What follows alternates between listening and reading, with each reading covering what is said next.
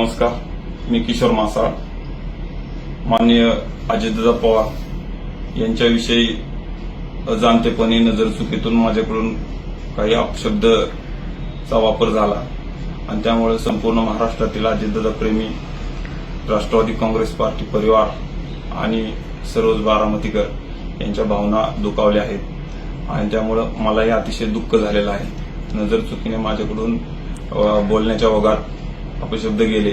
दादांच्या आदेशानुसार मला नेहमीच कार्य करण्याची संधी मिळाली.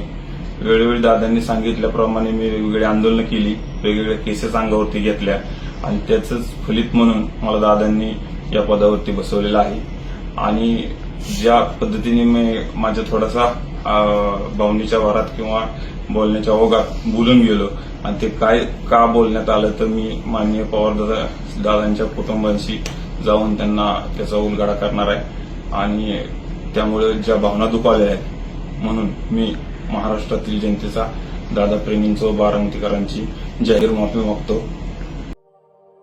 अशाच नवनवीन बातम्या पाहण्यासाठी बारामती वार्तापत्र चॅनलला लाईक करा, शेअर करा, सबस्क्राईब करा आणि बेल आयकॉन प्रेस करा.